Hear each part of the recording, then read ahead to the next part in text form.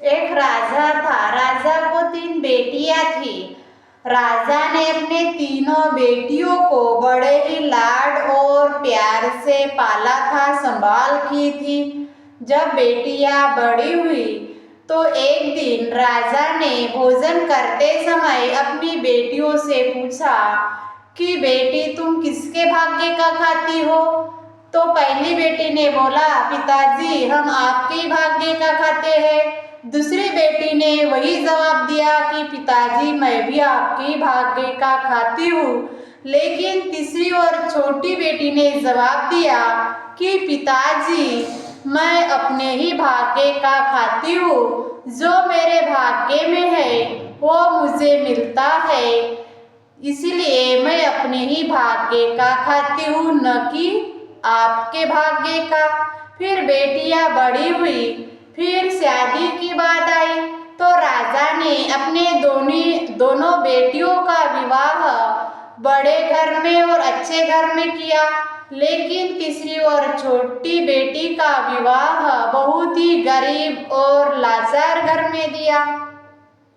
जब विदा करने का समय आया तो दोनों बेटियां खुशी खुशी अपने मायके चली गई। और तीसरी बेटी भी बोली पिताजी को कि पिताजी, आपने मुझे ऐसे घर में देकर के बहुत अच्छा किया, क्योंकि यही मेरे भाग्य में था, वो मुझे मिल गया है।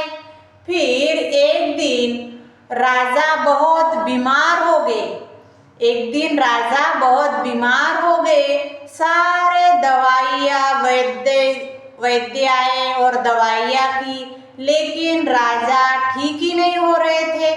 फिर इधर तीसरी बेटी का पति बहुत ही जो बीमार था, जो उसको श्राप मिला हुआ था किसी से, उस कारण वो बीमार और लाचार हो गया था, कुदृष्टि हो गया था, दृष्टिहीन हो गया था। तो वो भी अचानक ही बढ़िया तंदुरुस्त और अच्छा हो गया, श्राप मुक्त हो गया। फिर बेटी को राजा की बातें याद आई। फिर बेटी को समाचार आया कि आपके पिताजी की हालत बहुत खराब है। तो तीसरी बेटी अपने पति के साथ पिताजी को मिलने गई और उनके लिए वो राजा माना उसका पति, उसने दवाइयाँ ला करके दी। उस दवाइयों से वो राजा ठीक हो गया, पूरी तरह से स्वस्थ हो गया।